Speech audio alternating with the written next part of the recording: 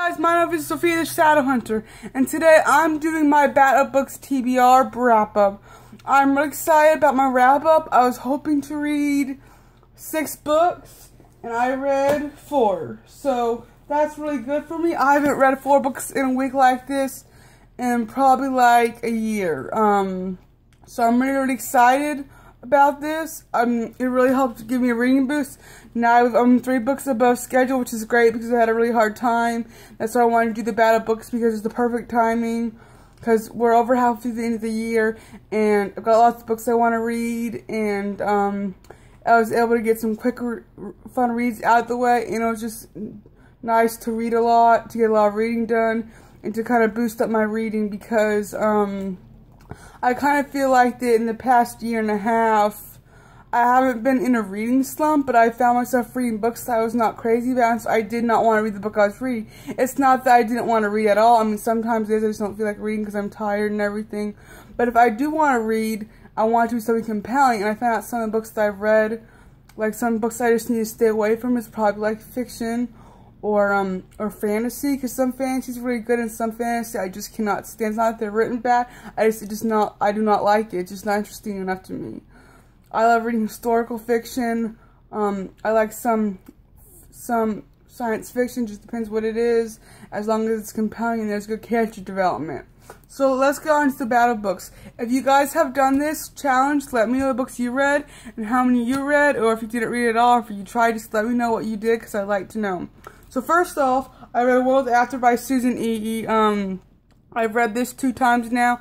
I've read both books 2 times because I got the 3rd book last year and I still have not read it. Supposed to read it during the readathon, but I did not get to it, so I'll probably still read that this year because the story starts in my mind. I love this series. It's fun. It's fast paced. Yes, it's fantasy, but I love it. It's funny. It's comical. It's awesome. It's high paced, and I just really liked it. I give it a 4 out of 5 stars. Next, I read the graphic novel from Miss Peregrine's Home for Peculiar Children. The graphic novel, I loved this so much. I felt like it did a great job of wrapping up the first book again for me before the movie comes out next month, which I really want to go see. I loved this. It was so great. I feel like it was just as good as the book, just because it was maybe a little smaller and condensed. But I loved the pictures. I still felt the story. I still felt Ransom's writing style in it. And it was awesome. I give it a 5 out of 5 stars. Next off, I read Harry Potter and the Cursed Child Parts 1 and 2 by J.K. Rowling. I think I gave this maybe a 5 out of 5 stars. I liked it. I really liked the ending. It was good. It was definitely not like a normal Harry Potter book. I could tell, I think, of the parts that J.K. Rowling wrote and the parts that other people wrote. Some parts it was like really slow, but then it picked up and it was funny and it was interesting and I enjoyed it, and it was a fast-paced read. I read it in like 2 days, so that was great. I enjoyed it. I really want to see the play, so I'm going to see if I can find it on YouTube or whatever, because I really want to watch the play, because I feel like the comicalness in it would be better in the actual play form than the play form as a book. But I really enjoyed it, so let me know what you guys thought about this. I know there's controversies going around it, so let me know what you guys think of this, because I would love to know. Next off, I read Freeze Frame by, what's her name? By Heidi Abia. I bought this about almost 2 years ago, and I finally read it. I gave this, I think, a 4 out of 5 stars. I really enjoyed it. This is about a kid who makes movies, and he tries to do them in the form of Grand Tarantino, Eastwood, Hitchcock, or whatever, and he just keeps on trying to film these parts, and he can never get it right. And then it goes into the deep theme that his friend is killed in an accident, and he thinks he killed it, and it's just about the turmoil of him and his family during this time.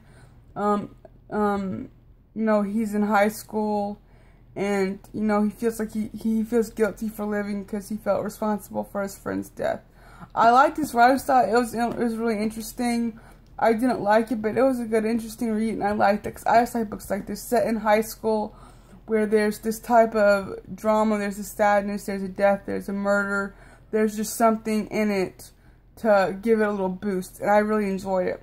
So I'm really happy overall with I would have read The Black Cat and the White Cat by Holly Black, but I found out I only had the 2nd and 3rd book, so I have to go buy the 1st one, and hopefully I'll read those this fall, because I've had those for like 2 years, and I need to get those read too.